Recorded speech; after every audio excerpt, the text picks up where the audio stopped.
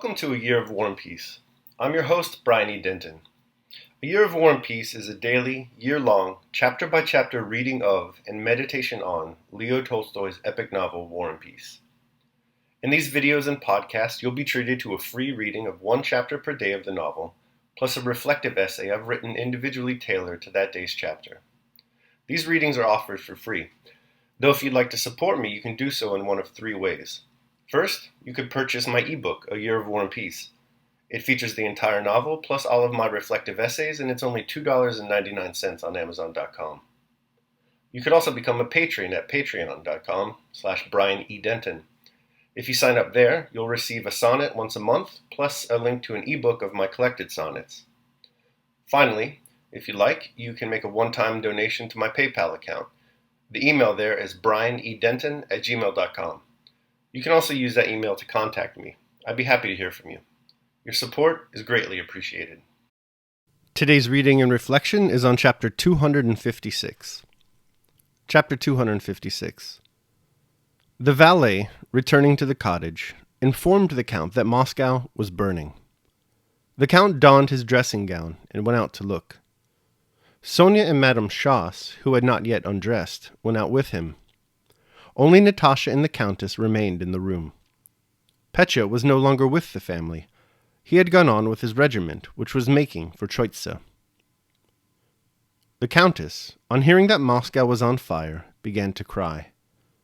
Natasha, pale and with a fixed look, was sitting on the bench under the icons, just where she had sat down on arriving, and paid no attention to her father's words. She was listening to the ceaseless moaning of the adjutant 3 houses off. "Oh, how terrible," said Sonia, returning from the yard chilled and frightened. "I believe the whole of Moscow will burn. There's an awful glow. Natasha, do look. You can see it from the window," she said to her cousin, evidently wishing to distract her mind. But Natasha looked at her, as if not understanding what was said to her, and again fixed her eyes on the corner of the stove. She had been in this condition of stupor since the morning, when Sonia, to the surprise and annoyance of the Countess, had for some unaccountable reason found it necessary to tell Natasha of Prince Andrew's wound and of his being with their party. The Countess had seldom been so angry with anyone as she was with Sonia. Sonia had cried and begged to be forgiven, and now, as if trying to atone for her fault, paid unceasing attention to her cousin. "Look, Natasha, how dreadfully it is burning," said she. "What's burning?" asked Natasha. "Oh yes, Moscow." And as if in order not to offend Sonia and to get rid of her, she turned her face to the window, looked out in such a way that it was evident that she could not see anything, and again settled down in her former attitude. "But you didn't see it?"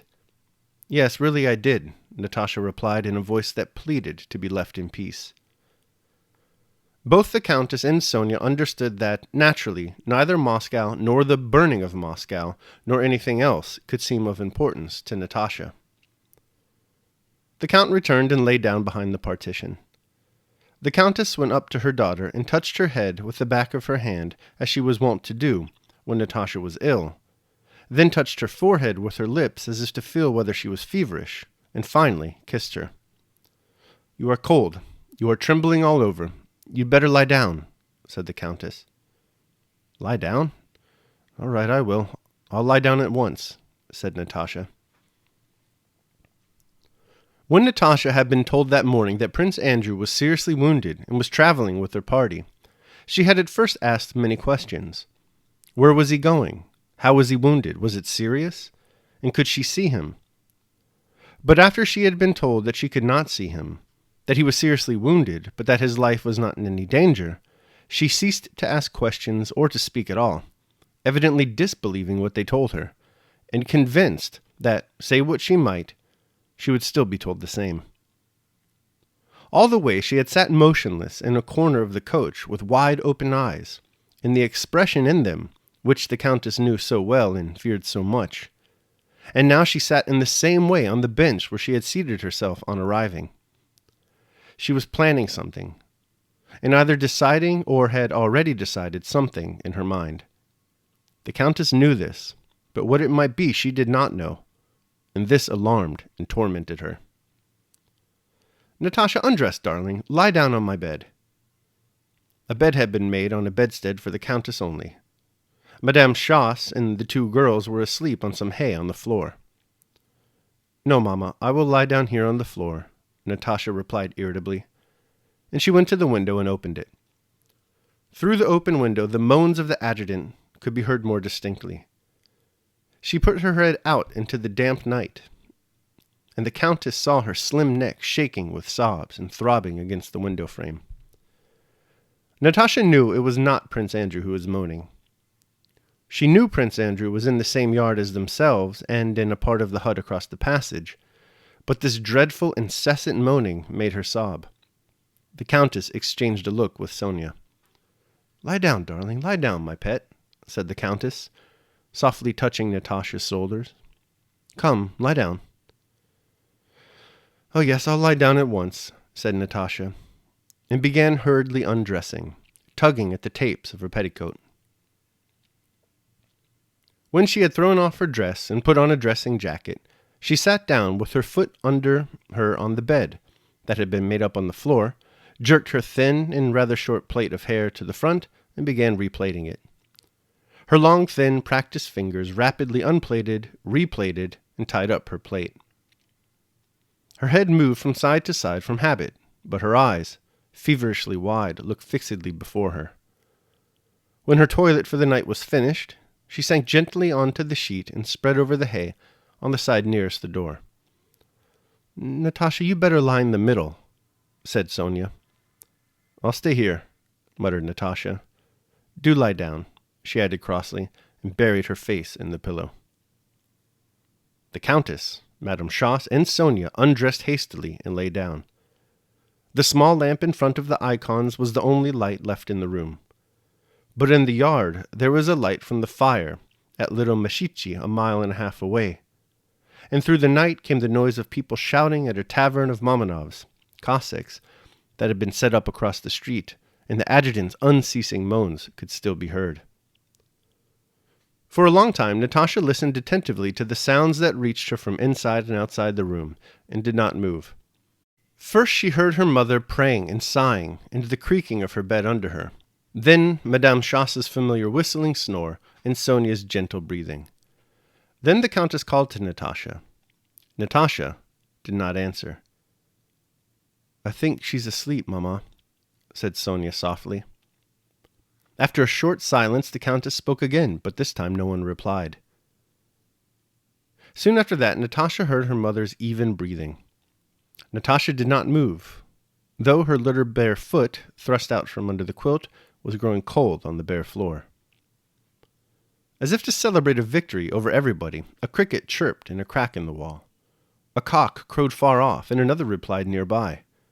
The shouting in the tavern had died down. Only the moaning of the adjutant was heard. Natasha sat up. "Sonia, are you asleep, Mamma?" she whispered. No one replied. Natasha rose slowly and carefully, crossed herself, and stepped cautiously on the cold and dirty floor with her slim, supple, bare feet. The boards of the floor creaked.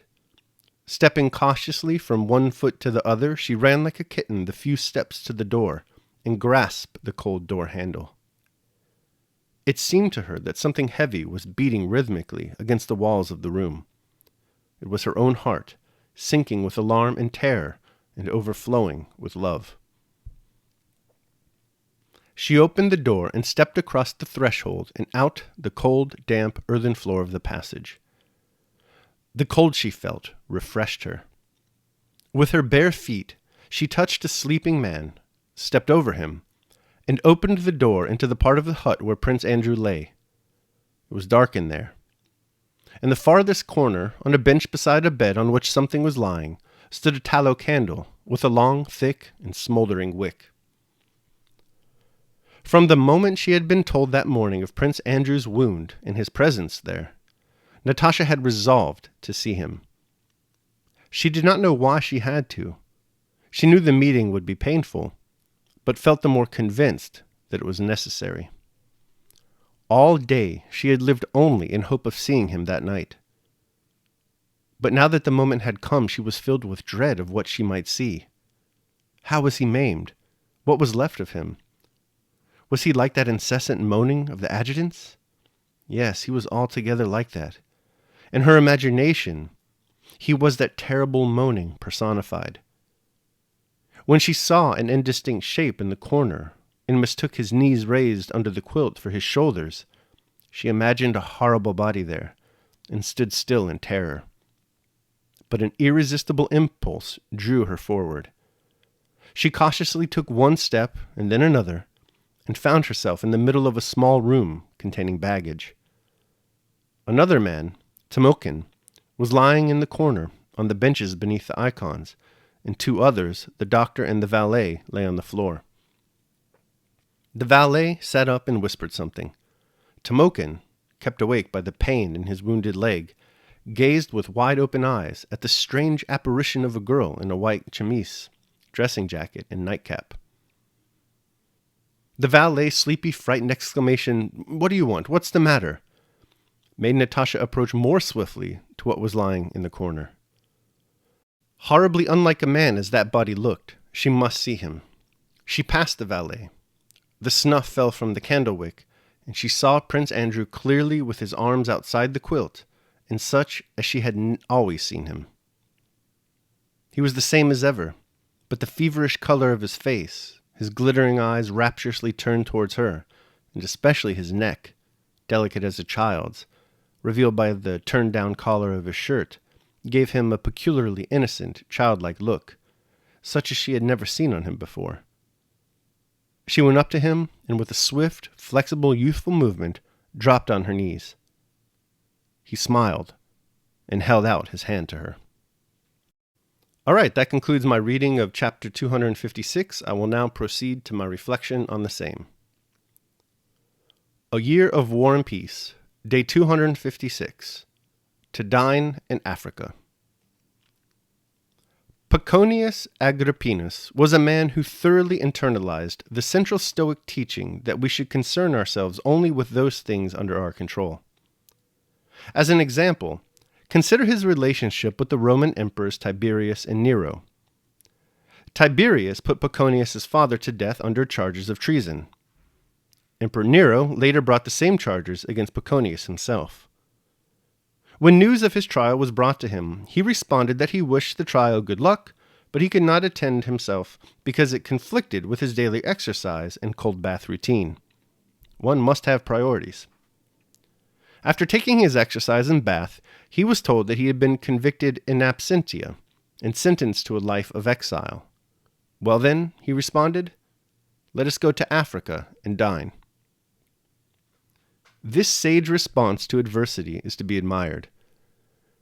For those of us who have yet to attain such awesome heights of indifference, however, a more lowly example must suffice for instruction. A good place to start is with Natasha's response to being told that Prince Andrew is among the wounded in her camp. Natasha, so far at least, isn't exactly known for her stoic fortitude. But things are changing for her, as we'll see. Keep in mind that this particular narrative thread is only introduced today. There'll be a gap, at least from Natasha's point of view, between this introductory chapter and the remainder of her and Prince Andrew's reunion story. The story is important, though, and today's chapter serves as a nice introduction about how to approach adversity. Sonia, against the wishes of Countess Rostov, informs Natasha that Prince Andrew is among the wounded in their camp. Previously, we would have expected Natasha to explode into some wild, passionate outburst of emotion. Not today. Not even when she is told that she is prohibited from visiting her former fiancé. Instead, she takes a more reserved and thoughtful tack. As the rest of her family bewails the burning of Moscow, she remains quiet and meditative. Her thoughts lead her to the conclusion that she must visit Prince Andrew. That is to say, that in order to understand what is troubling her, she must first confront it and understand it. This is a wise choice, a stoic choice even. Note, however, that she's not completely nonchalant, like Paconius, about the challenge of confronting her problems. She trembles and worries. These are natural, automatic emotions. What Natasha does not do, not this time anyway, is give free rein to these emotions. She doesn't indulge them or allow them to torment her. Instead, she goes to Prince Andrew and sees for herself what is going on. Confrontation is the first step one must take in the face of adversity. If you're going to dine in Africa, you've got to know what's on the menu. Daily meditation. Make for thyself a definition or description of the thing which is presented to thee, so as to see distinctly what kind of thing it is in its substance, in its nudity, and its complete entirety, and tell thyself its proper name, and the names of the things of which it has been compounded, and into which it will be resolved. For nothing is so productive of elevation of mind as to be able to examine methodically and truly every object which is presented to thee in life. Marcus Aurelius, Meditations. All right, that concludes my reading of and reflection on chapter 256 of War and Peace. I hope you enjoyed it. Thanks so much for listening. Remember that if you'd like to support me, you can do so either by purchasing the ebook, A Year of War and Peace, becoming a patron at patreon.com, or making a one-time donation at PayPal. The links to all that are down below. Your support is greatly appreciated. Tomorrow, we'll be reading and reflecting on chapter 257. I hope you'll join me. Until then, take care of yourselves and others.